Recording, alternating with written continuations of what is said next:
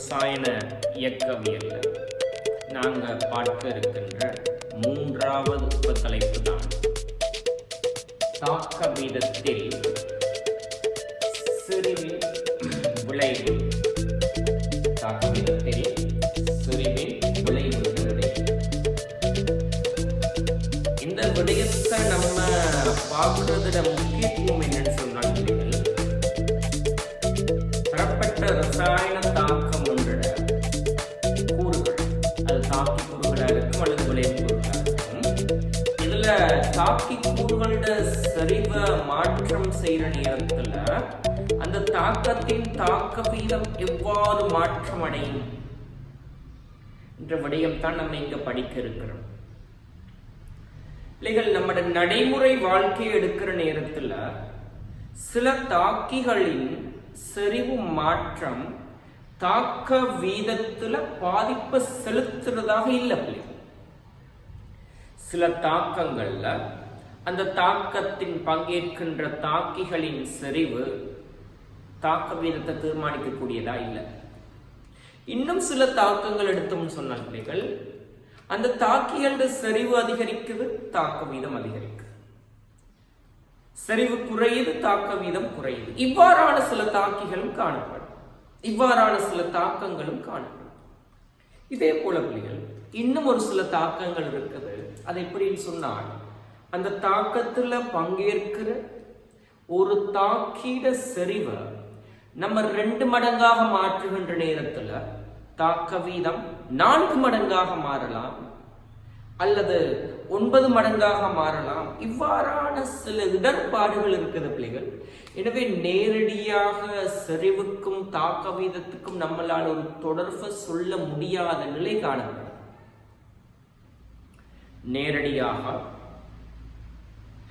ஒரு பண்பறை ரீதியாக எந்தவித இரசாயன கணிப்புகளும் செய்யாம, எந்தவித பரிசோதனைகளும் செய்யாம ஒரு தாக்கத்தில் தாக்கிகளோட செறிவு தெரிஞ்சால் தாக்க வீதத்தை சொல்லிக் கொள்ள முடியாது. இதன் காரணமாக பிள்ளைகள் ஒரு தாக்கத்தோட தாக்க வீதத்தை துணிகிறதுக்கு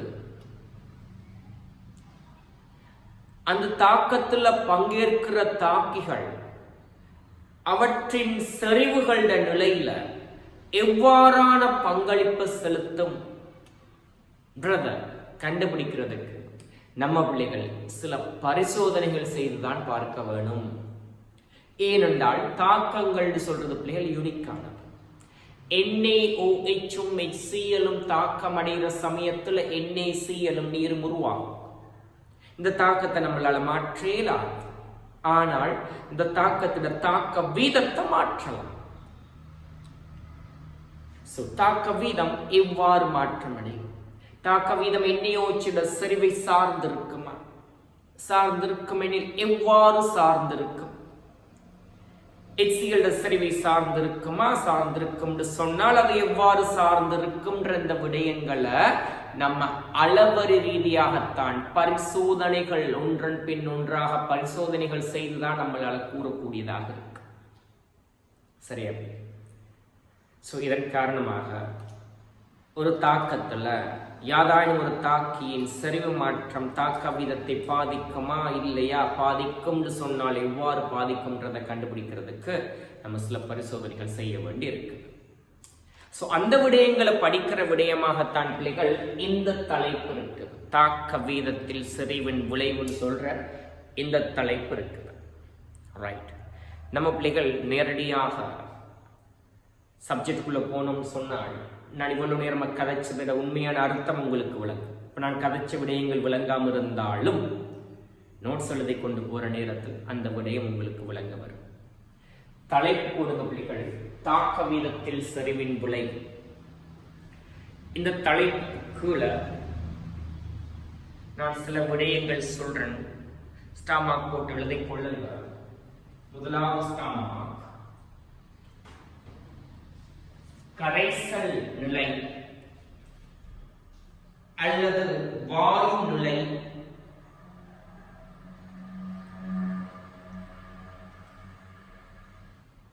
தாக்கிகளை உடைய பெரும்பான்மையான தாக்கங்களில்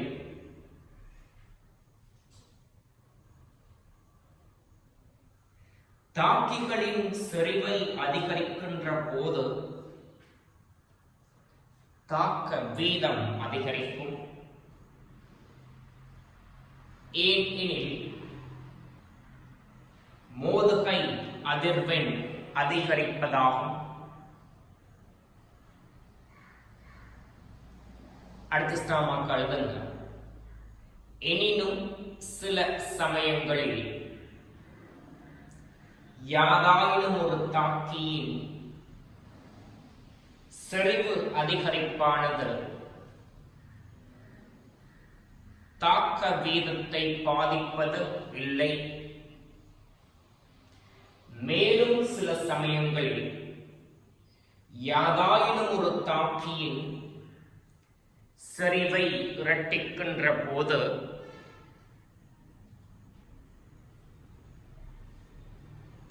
தாக்க வீதம் இரட்டிக்கப்படுவது இல்லை. அடுத்த ஸ்டாமாக்கால் எனவே செறிவு மாற்றத்துடன் குறிப்பிட்ட தாக்கத்தின் தாக்க வீத மாற்றத்தை பரிசோதனை ரீதியாக அளவரி ரீதியில் துணிய வேண்டி உள்ளது.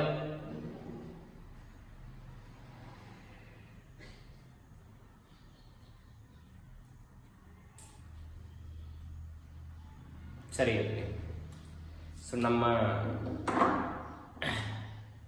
ரெண்டாவது உபத்தலைப்புல அந்த மோதுகை கொள்கைன்றது படித்தோம். கூறுகளோட அளவு எண்ணிக்கை அதிகரிக்கிற நேரம் மோதுகை அதிகரிக்கும், இதனால் பயன்படும் மோதுகை அதிகரிக்கும், இதனால் செறிவு அதிகரிக்கும். இது மோதுகை கொள்கை, ரைட்? ஸோ செறிவு அதிகரிக்கிற நேரத்தில் தாக்க வீதம் அதிகரிக்க வேணும். இருந்தாலும் இது எல்லா சமயங்கள்லையும் உண்மையாக இருக்கிறது இல்லை. அதைத்தான் நான் இப்போ சொன்ன அந்த நோட் தெளிவாக நம்மளுக்கு விளங்கப்படுத்துது. எனவே ஒரு தாக்கத்திட தாக்க வீதத்தை துணிகிறதுக்கு நம்ம பரிசோதனை முறையை கையாளுதல் வேண்டும், ரைட்? குறிப்பிட்ட ஒரு பாருங்க, நான் இந்த இடத்துல இந்த தாக்கம் தந்திருக்கிறேன். இந்த தாக்கத்திட தாக்க வீத கோவைய நம்ம துணிகிறதுக்கான பரிசோதனை முறையில துணிகிறதுக்கான சமன்பாட்டை எவ்வாறு பெறுறது, எவ்வாறு நிறுவுறதுன்றதுதான் நம்ம இப்ப பார்க்க போற விடயம், ரைட்? அதுக்கு முதல்ல நீங்க இந்த நோட்ஸ் எழுதிக்கொள்ள வேணும். உபத்தலைப்பு செறிவு தொடர்பான தாக்க வீத விதி. குறித்ததொரு ரசாயன தாக்கத்தின் தாக்க வீதத்திற்கான கோவையானது அத்தாக்கத்தில் பங்கேற்கும் சுயாதீன தாக்கிகளின், சுயாதீன தாக்கிகள் சொல்றது பிள்ளைகள் ஆரம்ப தாக்கிகளுக்கு நம்ம சொல்ற பெயர், சுயாதீன தாக்கிகளின் தாக்க வரிசையினால் வலுவேற்றப்பட்ட செறிவுக்கு நேர்விகித சமம். உதாரணமாக இந்த தாக்கத்தை எடுத்தோம்னு சொன்னால் கேபிட்டல் ஏயும் கேபிட்டல் பியும் சுயாதீன தாக்கிகள், ஆரம்ப தாக்கிகள். இவங்களுக்கு ஒரு செறிவு இருக்கும். அந்த செறிவுகளை இந்த தாக்கிகளோட தாக்க வரிசையால வலுவேற்றினால் ஒரு பெருமானம் கிடைக்கும் தானே, அந்த பெருமானத்துக்கு தாக்க வீதம் நேர்விகித சமனா இருக்குமா? உதாரணத்துக்கு தாக்க வீதம் ரைட் நேர்விகித சமனாக இருக்கும் யாருக்கு சொன்னால் பிள்ளைகள், தாக்கி ஏயின் செறிவு இவ்வாறு போடுங்கள். தாக்கியேட தாக்க வரிசையை நம்ம சொல்லுவோம் சிம்பிள் என்று சொல்லி. தாக்கி ஏயின் செறிவை அதனது தாக்க வரிசையினால வலுவேற்றினால் நம்மளுக்கு ஒரு பெருமானம் கிடைக்குமே, இந்த பெருமானத்துக்கு தாக்கத்தின் தாக்க வீதம் நேர்விகித சமனாக இருக்கும், ஒரு தொடர்பு. இதே போன்று இன்னொரு சுயாதீன தாக்கி இருக்குது, தாக்கி பி. தாக்கத்தின் தாக்க வீதம் தாக்கி பியின் செறிவின் எண்ணாம் அடுக்குக்கு நேர்விகித சமனாக இருக்கும். இங்க சிம்பிள் எம் சிம்பிள் என் என்று சொல்றதெல்லாம் யாரு பிள்ளைகள்? தாக்க வரிசைகள், ரைட்? ஸோ பிசிக்ஸை கொஞ்சம் நினைவுபடுத்தினால் எஃப் நேர் விகித சமன் எம், எஃப் நேர் விகித சமம் ஏ, சிம்பிள் ஏ ஆர்முடுகள் நியூட்டன் விதி. ஸோ எஃப் நேர் விகித சமன் எம் ஏன்னு எழுதுற மாதிரி இங்கேயும் சொல்லலாம் தாக்க வீதம் நேர் விகித சமன் A இன் செறிவின் m ஆவது அடுக்கு B இன் செறிவின் n ஆவது அடுக்கு. சமப்படுத்துறதுக்காக வேண்டிய ஒரு மாறிலி அறிமுகப்படுத்துறேன். தாக்க வீதம் சமன் மாறிலி K தாக்கி A இன் செறிவின் m ஆம் அடுக்கு தாக்கி B இன் செறிவின் n ஆம் அடுக்கு. இவ்வாறு ஒரு சமன்பாட்டை நான் நிறுவுறேன் பிள்ளைகள். இதுதான் தரப்பட்ட ஒரு தாக்கத்துக்குரிய பொதுவான தாக்க வீத சமன்பாடு. இதுல பிள்ளைகள் இங்கு ஒவ்வொரு குறியீடுகளும் என்ன விடயங்களை குறிக்குதுன்றதுல நீங்க தெளிவாக இருக்க வேண்டும். நீங்க நோட் பண்ணிக்கொள்ள வேண்டும் பிள்ளைகள். இங்கு ரேட்ன்றது யாரை குறிக்குது? தாக்க வீதம். சிம்பிள் கேன்றது யாரை குறிக்குது?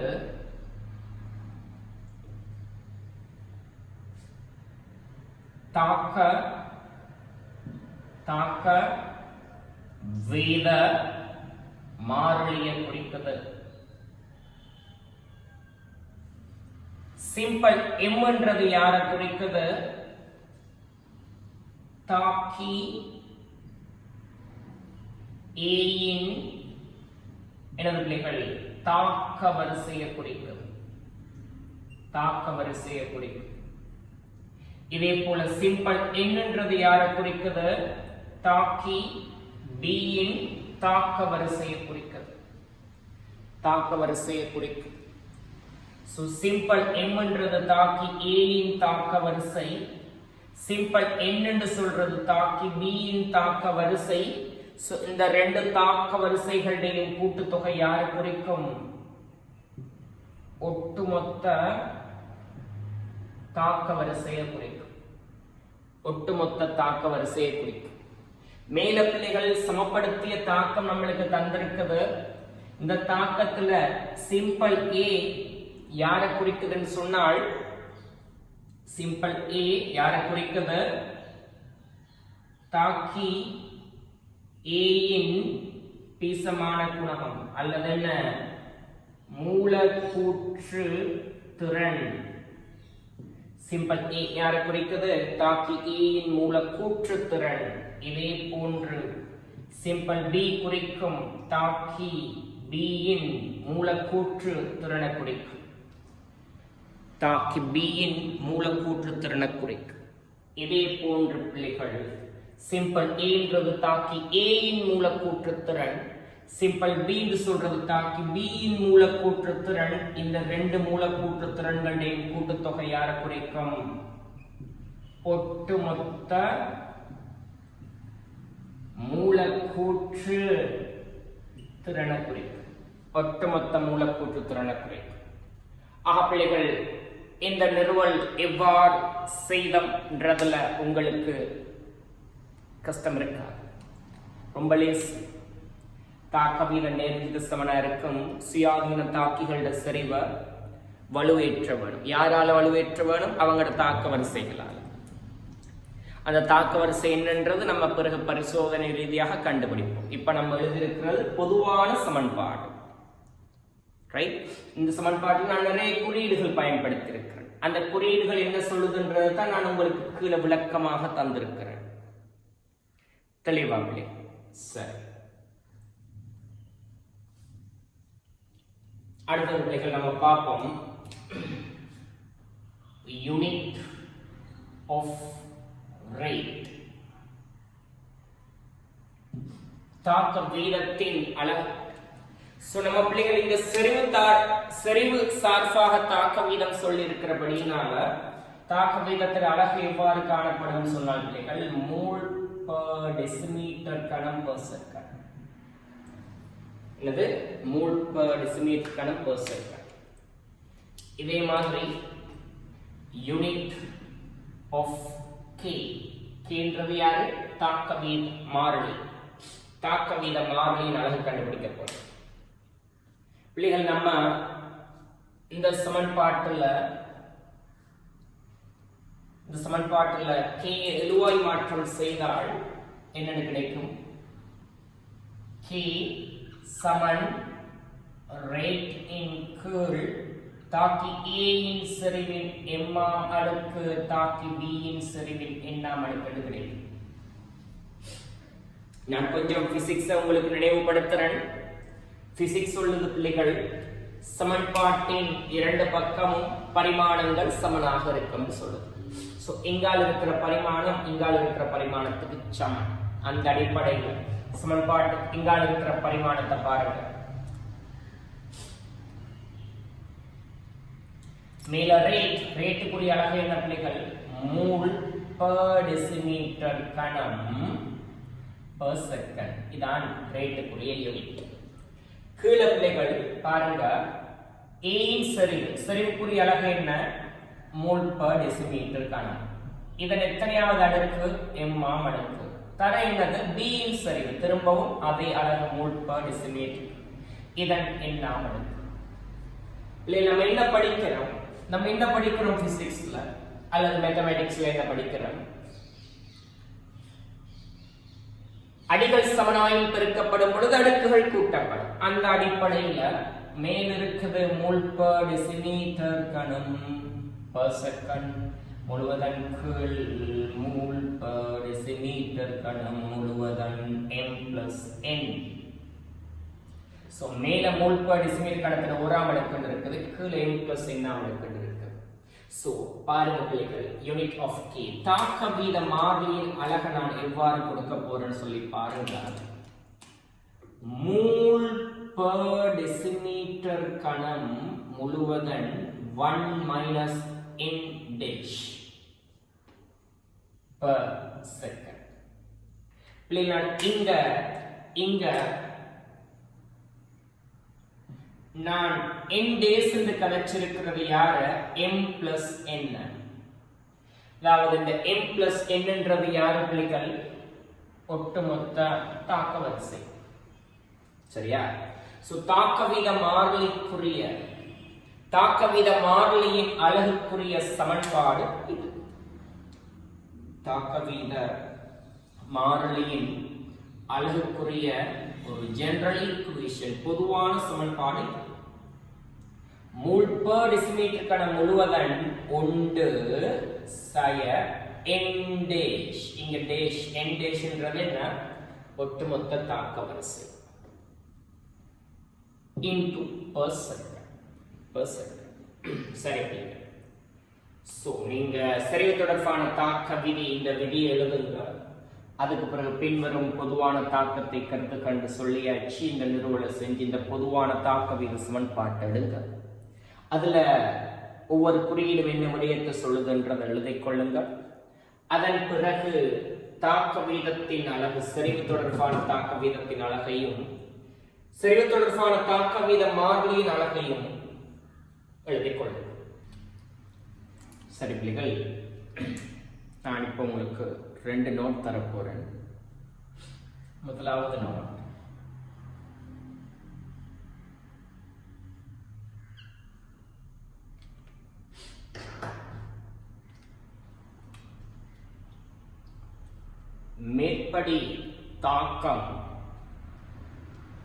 மேற்படி தாக்கம் ஒரு முதன்மை தாக்கமாயின்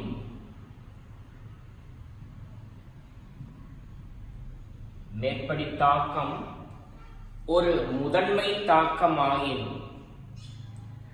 ஒவ்வொரு தாக்கி இனதும் தாக்க வரிசை ஆனது அத்தாக்கியின்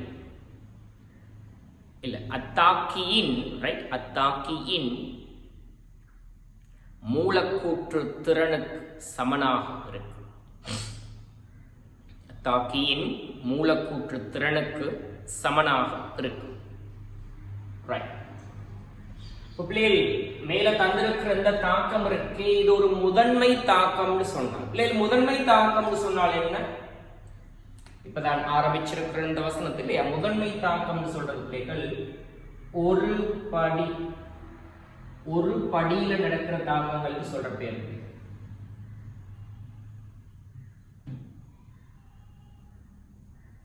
ஒரு தாக்கம் ஒரு ஸ்டெப்ல நடக்குதுன்னு சொன்னால் அந்த தாக்கத்துக்கு நம்ம சொல்ற பேர் தான் என்ன, முதன்மை தாக்கம்.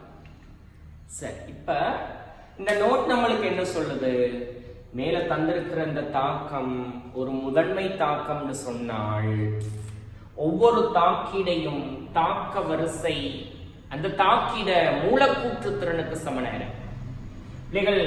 தாக்க வரிசைன்றது தாக்க வீத சமன்பாட்டில் இருக்கிறது. தாக்க வரிசை எங்க இருக்கும், தாக்க வீத சமன்பாட்டில் இருக்கும். மூலக்கூற்று திறன் எங்க இருக்கும், தாக்க சமன்பாட்டில் இருக்கும். ஒட்டுமொத்த தாக்க சமன்பாட்டில் இருக்கிறது மூலக்கூற்று திறன், தாக்க வீத சமன்பாட்டில் இருக்கிறது தாக்க வரிசை. தந்திருக்கிற தாக்கம் முதன்மை தாக்கம் சொன்னால் தாக்க வரிசை மூலக்கூற்று திறனுக்கு சமனான. தென் A இன் தாக்க வரிசை சிம்பிள் M சமனாக இருக்கும் A இன் மூலக்கூற்று திறன் சிம்பிள் A க்கு.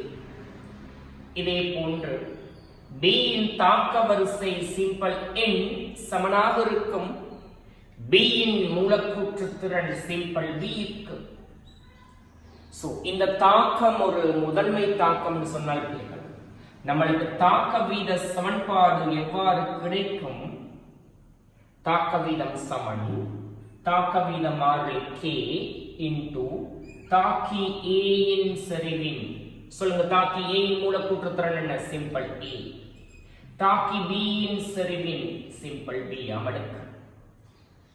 தரப்பட்ட தாக்கம் முதன்மை தாக்கம் சொன்னால் பிள்ளைகள் தாக்க வீத சமன்பாட்டுக்கு எங்களுக்கு இந்த சமன்பாட்டை கொடுக்க முடியும். இங்க k இன் அலகு எவ்வாறு வரும், k இன் அலகு எவ்வாறு வரும், மூல் per decimeter கணம் முழுவதன் 1 மைனஸ் எண்டேசா மடுக்க. எண்டேஸ்ன்றது என்ன, ஒட்டுமொத்த தாக்க வரிசை. இங்க ஒட்டுமொத்த தாக்க வரிசையும் ஒட்டுமொத்த மூலக்கூற்று திறனும் சமம். பிகாஸ் இது முதன்மை தாக்கம். சரி, உனக்கு என்ன எழுதிக் கொள்ளலாம், முதன்மை தாக்கமாயின்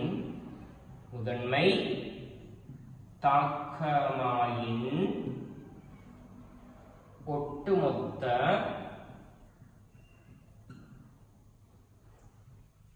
தாக்க வரிசையானது ஒட்டுமொத்த மூலக்கூற்று திறனுக்கு சமனாகும். ஒட்டுமொத்த மூலக்கூற்று திறனுக்கு சமனாகும் சொல்லி எழுதிக் கொள்ளலாம். சரி பிள்ளைகள், முதலாவது நோட் உங்களுக்கு வழங்கியிருக்கும் எதிர்பார்க்கிறேன். முதன்மை தாக்கம் என்னென்று சொல்லியிருக்கிறேன். தரப்பட்ட தாக்கம் முதன்மை தாக்கம் சொன்னால் தாக்க வீத சமன்பாட்டை எவ்வாறு எழுதுறதும் சொல்லி தந்திருக்கிறேன். சரி, பிள்ளைகள் ஒரு கேள்வி தந்திருக்குது, பின்வரும் முதன்மை தாக்கங்கள், 4 தாக்கம் தந்திருக்கிறார், 4 தாக்கமும் முதன்மை தாக்கமா, பின்வரும் முதன்மை தாக்கங்களில் தாக்க வீத சமன்பாடு தாக்க வீத மாறிலியின் அளவு என்பவற்றை காண்க. ரைட், நான் நம்ம 4வது தாக்கத்துக்கு எழுதுகிறேன். 4வது தாக்கத்தின் தாக்க வீதம் சமன் தாக்க வீத மாறிலிக்கு இன்டு 4வது தாக்கத்துல பிள்ளைகள் 2 தாக்குகள் இருக்கு. ஒன்று FeCl3 aqueous, இன்னொன்று SnCl2 aqueous. சோ முதலாவது தாக்கி FeCl3 இன் முதன்மை தாக்கம் தானே பிள்ளைகள், முதன்மை தாக்கம் தான் தாக்க வரிசை மூலக்கூற்று திறனுக்கு சமனா இருக்கு. இரண்டாம் அடுக்கு SnCl2 இன் மூலக்கூற்று திறன் என்ன, 1, ஓராம் அடுக்கு. இவ்வாறு சொல்லுங்க பிள்ளைகள், நான் இவ்வாறு எழுதினால் சரியா, இந்த நான் இங்க எழுதியிருக்கிற விடயம் சரியா பிள்ளைகள், இந்த தாக்க வீத சமன்பாடு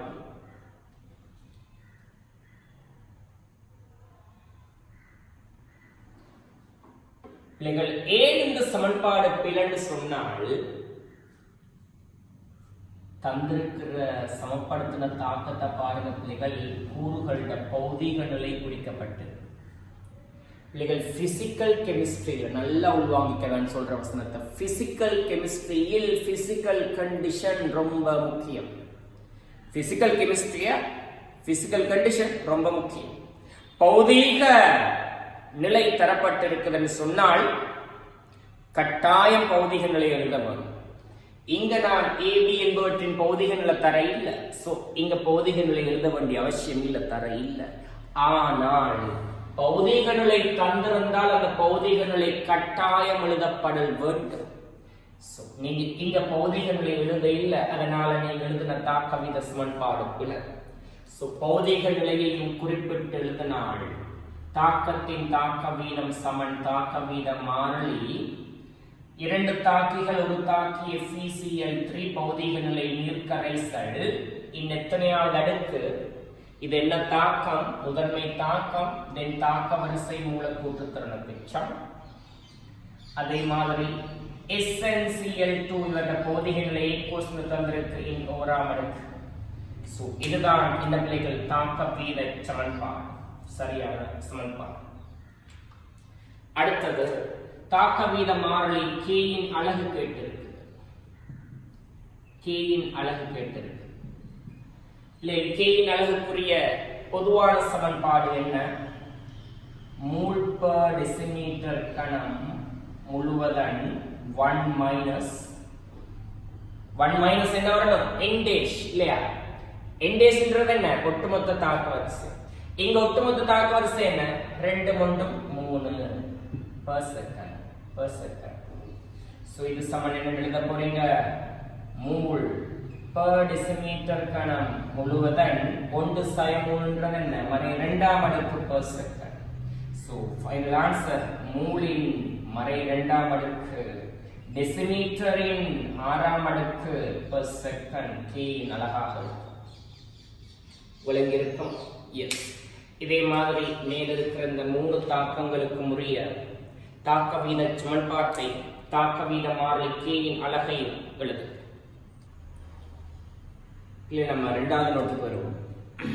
2வது நோட் என்ன சொல்லுதுன்றதை விளங்கிக் கொள்றதுக்காக வேண்டி நம்ம முதல்ல ஒரு ரசாயன தாக்கத்தை கன்சிடர் பண்ணுது. ஒரு ஐஸ் பாக்ஸ் ஈக்குவேஷன் எழுத ட்ரை பண்ணும், ஒரு தாய் சமன்பாடு எழுத ட்ரை பண்ணும். ரைட், அதுதான் எழுத. ஒரு N2 மூலக்கூறு 3 H2 மூலக்கூறுடன் தாக்கம் அடைந்து 2 அமோனியா மூலக்கூறு உருவாகுது என்று சொல்லி ஒரு ரசாயன தாக்கம் நம்மளுக்கு தந்திருக்குது வைக்கிறார். இந்த இடத்துல பிள்ளைகள், இந்த இடத்துல அந்த ஐஸ் பாக்ஸ் ஈக்குவேஷனுக்கு வார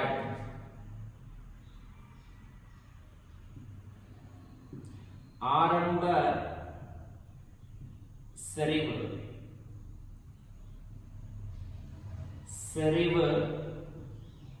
மாற்றம்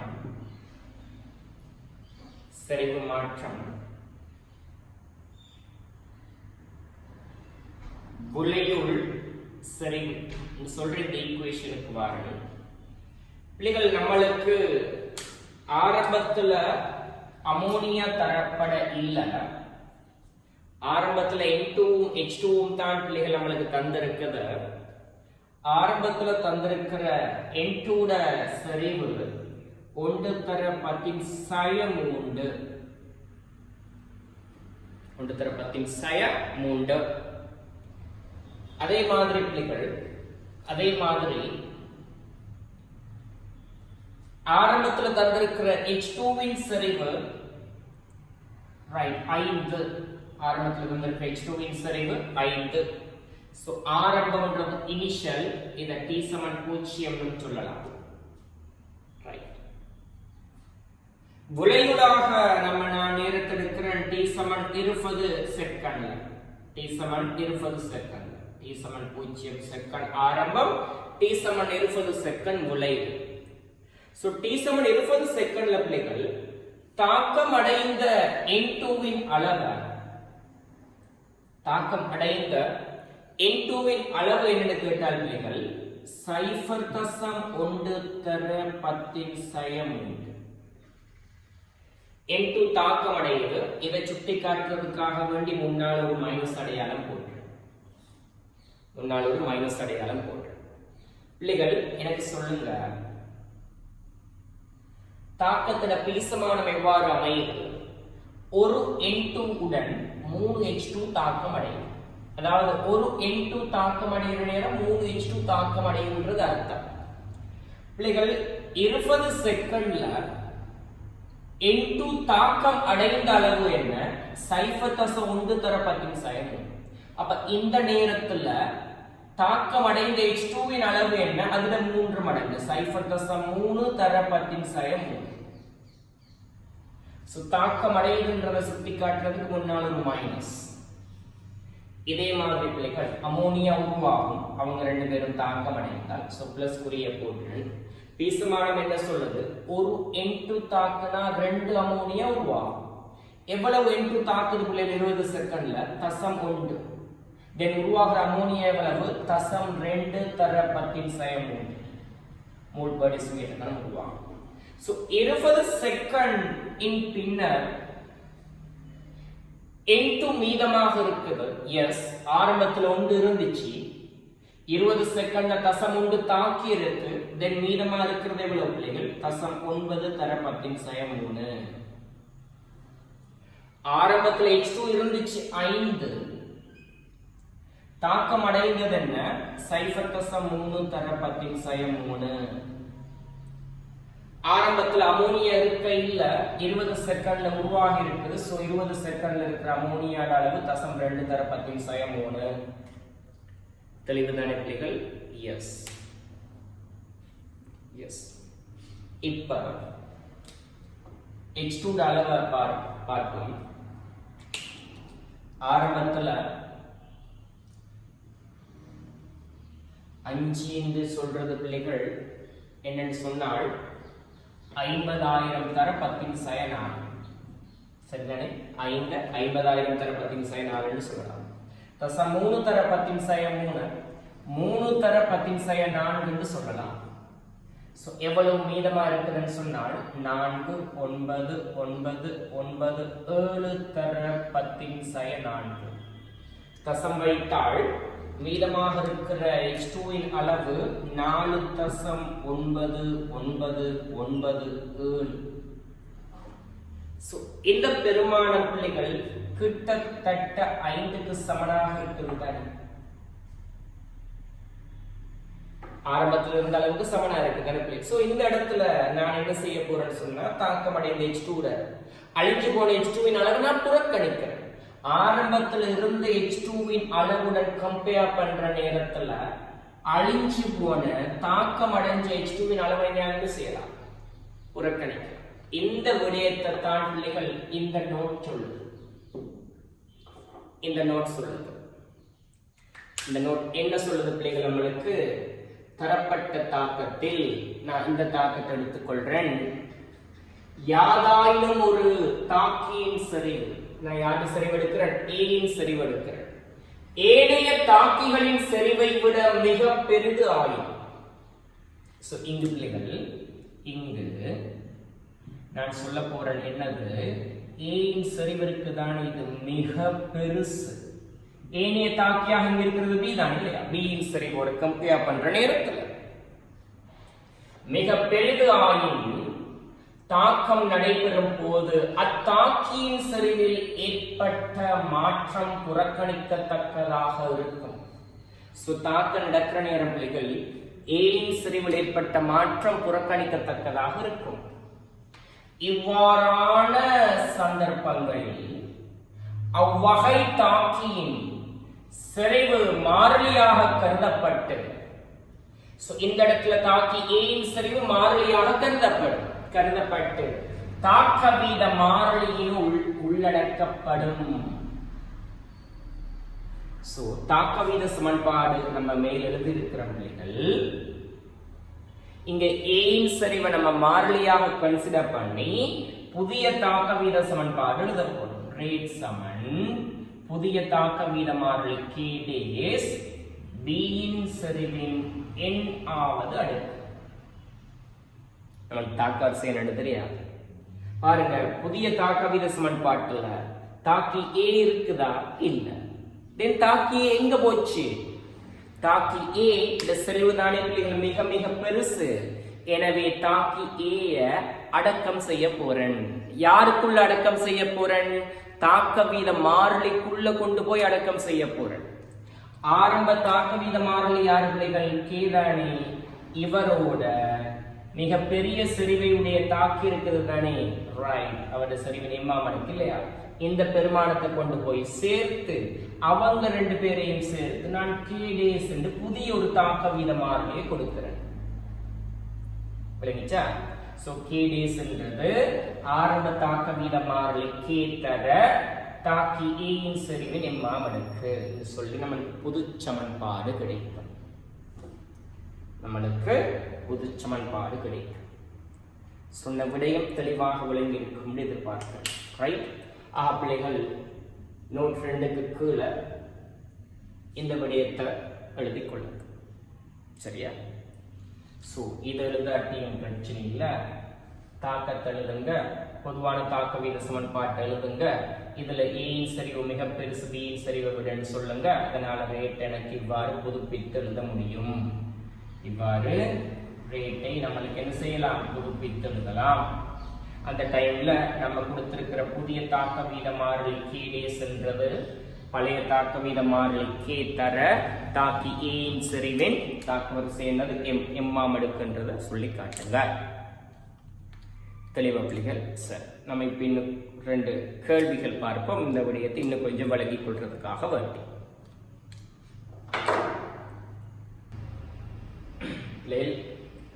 நாங்க இந்த உதாரணத்தை அவதானி ஒரு முழு கேள்வி எடுத்து தந்திருக்கிறேன். ஏபிசின்னு சொல்லி 3 பகுதிகளுடைய ஒரு கேள்வி. ஸ்டெப் பை ஸ்டெப் பார்ப்போம். பெரிய கேள்வி என்று பயந்துடாத விடயங்கள் வளமையாக இன்றைக்கு சொல்லித்தந்த விடயங்கள் தான். நோட் 1 நோட் 2க்குள்ள இருக்கிற விடயங்கள் தான். சரியா? ரைட். Okay, right. क्वेश्चन என்னன்னு சொன்னால் T கெல்வின் இல் இந்த கேள்வி ஆரம்பிச்சு பண்ணுங்க. T கெல்வினில் எனும் தாக்கத்தை கருதுக. ஒரு தாக்கம் தந்திருக்கிறது. 2A 3B ஒரு C தாக்கம் அடைந்து விளைவுகள் உருவாகும். क्वेश्चन नंबर 1 பொதுவான தாக்க வீத சமன்பாட்டை எழுதுகின்ற சிம்பிளான விடயம். ரேட் சமன் தாக்க வீத மாறிலி k இன்டு தாக்கி a. பிள்ளைகள் இங்க பௌதிக நிலைகள் தரப்பட்டிருக்குதா? தரப்பட இல்ல. ஆகவே இங்க நம்ம எழுத வேண்டிய அவசியம் இல்ல. தெரியாததை எப்படி எழுதுறது? பொதுவான தாக்கம் வீத சமன்பாடு எழுத சொல்லியிருக்கு. பிள்ளைகள், இந்த தாக்கம் ஒரு முதன்மை தாக்கம் உங்களுக்கு தரப்பட்டிருக்குதா? இல்ல. then a இன் தாக்க வரிசையை x என்று எடுக்கிறேன், b இன் தாக்க வரிசையை y என்று எடுக்கிறேன், c இன் தாக்க வரிசையை z என்று எடுக்கிறேன். சோ இதுதான் இந்த பொதுவான தாக்க வீத சமன்பாட்டை எழுதி உறுப்புகளை பெயரிடுக. சோ நான் அந்த விடயங்களை எழுத இல்லை. உறுப்புகளை பெயரிடுக. ரேட் தாக்க வீதம், k தாக்க வீத மாறிலி, சிம்பிள் x, a இன் தாக்க வரிசை, b இன் தாக்க வரிசை y, z C இன் தாக்க வரிசை. ஒட்டுமொத்த தாக்க வரிசை என்ன? x plus y plus z. வளமையான விடயங்கள், நேரத்தை வீணடிக்க தேவையில்லை. ரைட். B part क्वेश्चन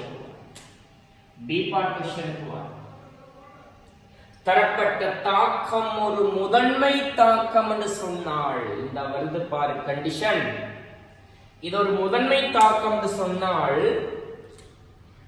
உருவிலக்கம் 1 தாக்க வீத சமன்பாட்டை எடுத்து பிள்ளைகள், முதன்மை தாக்கம் சொன்னால் a இன் தாக்க வரிசை அதன் மூலக்கூற்றுத்திறன் 2க்கும், b இன் தாக்க வரிசை y அதன் மூலக்கூற்றுத்திறன் 3க்கும், c இன் தாக்க வரிசை z அதன் மூலக்கூற்றுத்திறன் 2க்கும் சமனாக இருக்கும். தாக்க வீத சமன்பாட்டு எழுத சொல்லு. இதில் எவ்வாறு வரும்?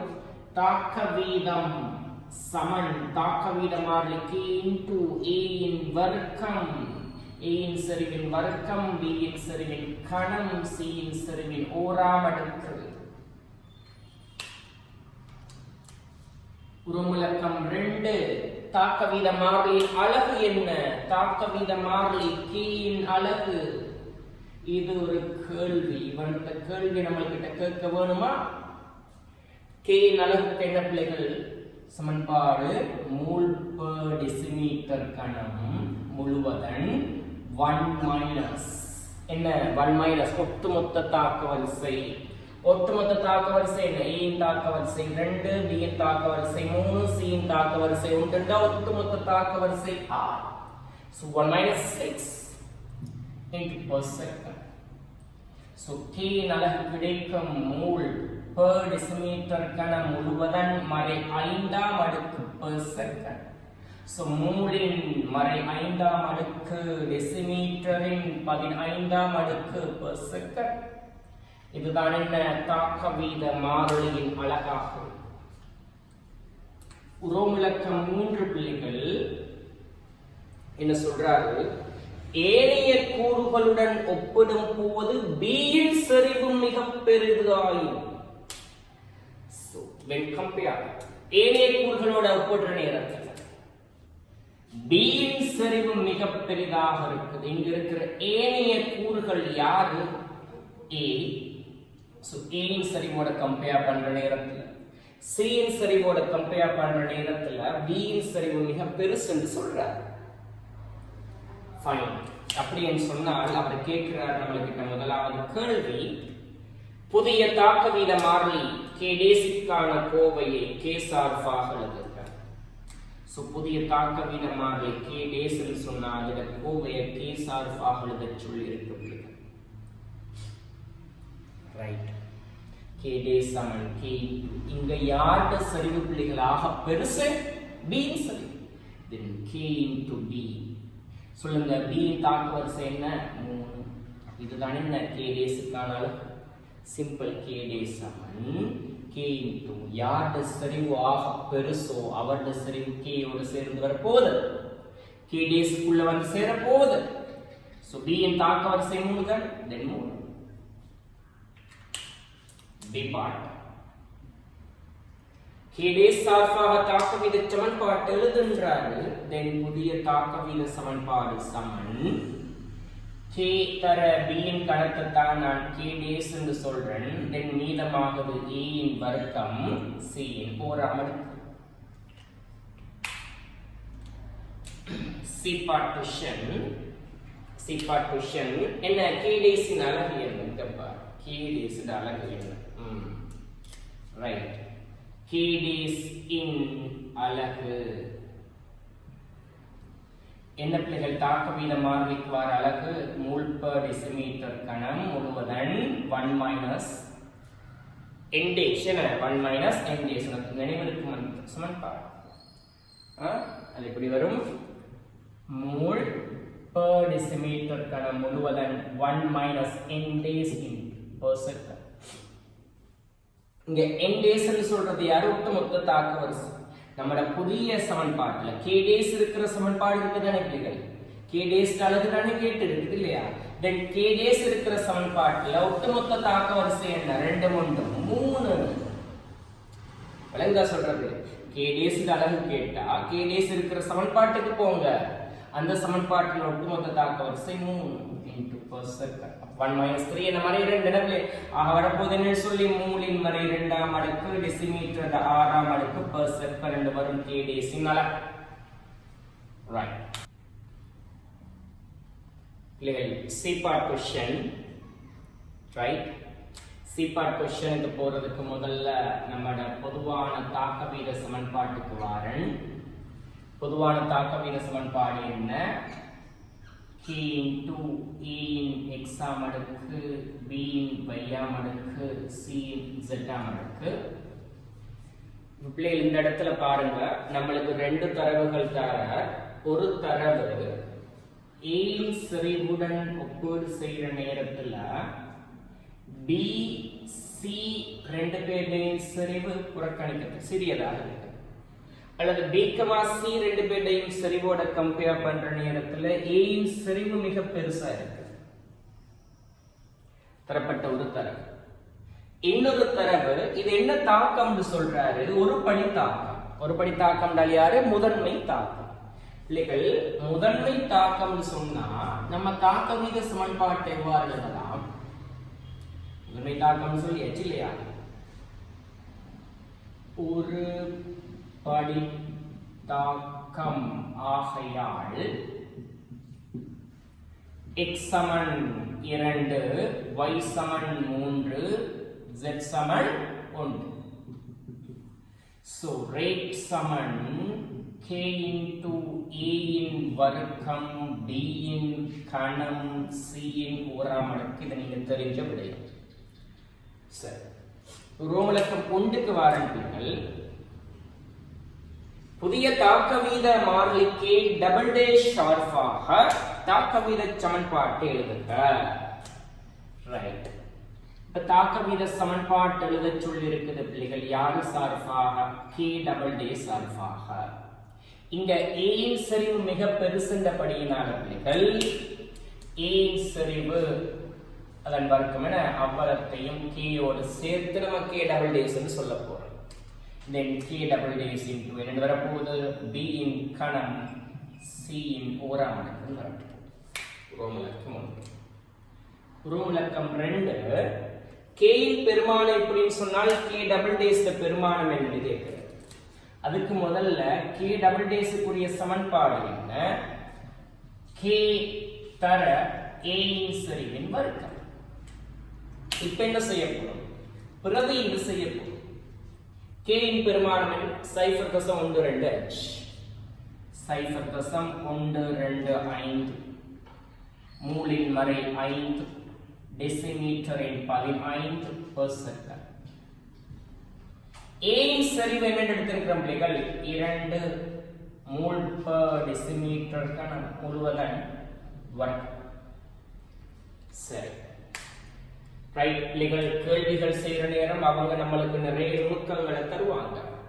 0.125 பிள்ளைகள் உண்மையாக என்னது? 1/8 தர 2 வர்க்கம் சொன்னால் என்ன பிள்ளைகள்? 4.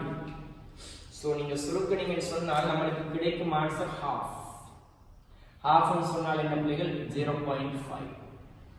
இனம யூனிட் எழுத போறோம்.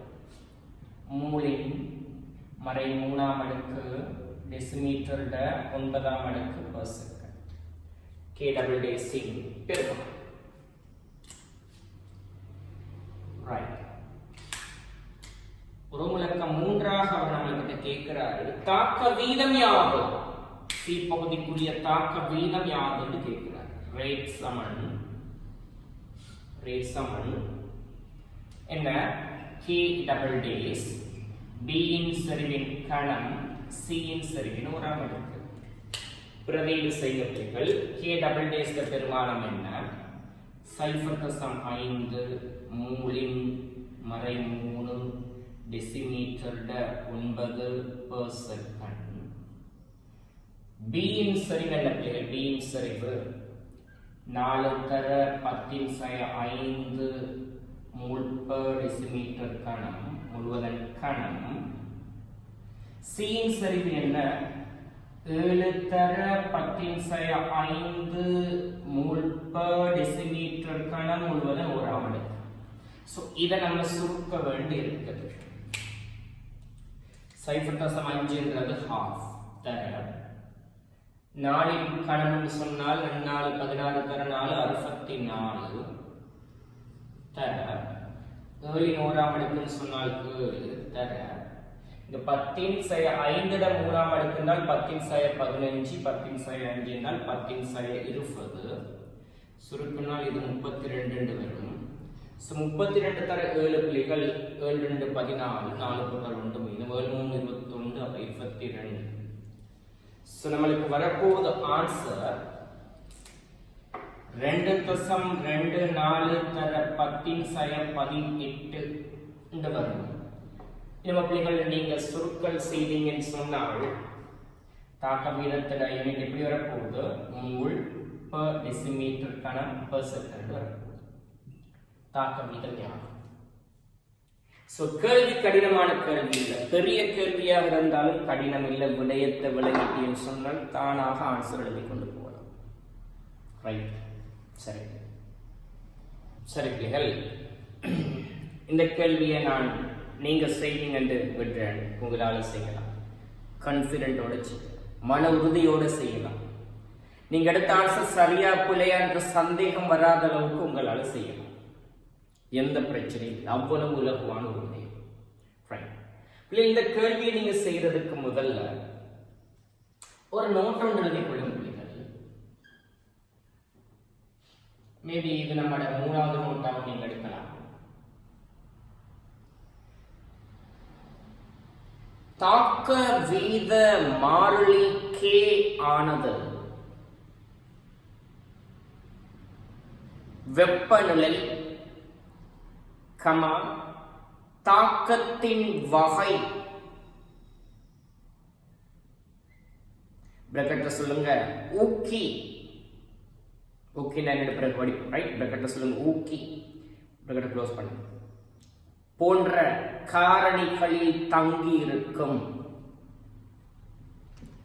தாக்க வீத மாறிலி தங்கி இருக்கிற காரணி ஒன்று வெப்பநிலை, ரைட், இன்னொன்னு என்ன தாக்கத்தின் வகை. தெளிவா? சரி, இதோட நம்மட 3வது தலைப்பு முடியுது.